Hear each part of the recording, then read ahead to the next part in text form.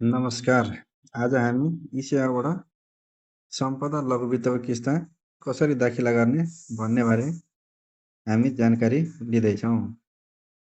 अब यसरी हामीले आफ्नो ई-सेवा खोल्ने, ई-सेवा खोलिसकेपछि तपाईँले देख्न सक्नुहुन्छ तल फाइनेन्सियल पेमेन्ट भनेर छ है। यसमा जानुभयो भनेदेखि माइक्रो फाइनेन्स भन्ने अप्सन छ, हेर्नुहुन्छ।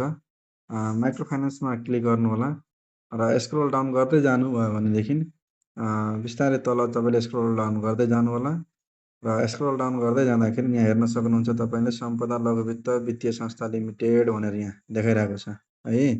हेर्नुहोस्, हाइलाइट भइरहेको छ। यसमा तपाईँले क्लिक गर्नुहोला। क्लिक गरिसकेपछि यसमा तपाईँहरूले सम्पदा लघुवित्तको मेम्बर आइडी जुन प्रोभाइड गरिएको हुन्छ, यहाँ कर्मचारीहरूसँग तपाईँले लिन सक्नुहुन्छ। त्यसमा चाहिँ तपाईँले आफ्नो मेम्बर आइडी हाल्नुपर्ने हुन्छ है त। जस्तै मैले एउटा कुनै सदस्यको मेम्बर आइडी हालेर ट्राई गर्दैछु। यसमा हेर्न सक्नुहुन्छ इनभ्यालिड भयो है त। भनेपछि यो मिलेन, हाम्रो मेम्बर आइडी मिलेन। त्यो भएको कारणले गर्दाखेरि यो लिइरहेको छैन। जस्तै मैले अब सही मेम्बर आइडी हाल्न प्रयास गर्दैछु।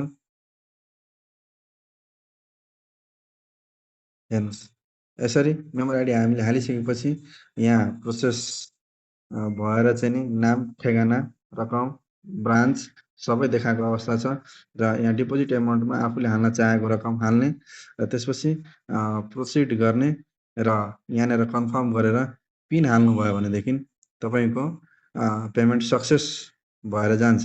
कन्फर्म गरिसकेपछि केबाट पैसा हाल्ने हो हामीले, त्यहाँबाट हामीले सिलेक्ट गरेर चाहिँ नि कन्फर्म गऱ्यो भनेदेखि हामीले पैसा जान्छ हाम्रो है त। हस्, धन्यवाद।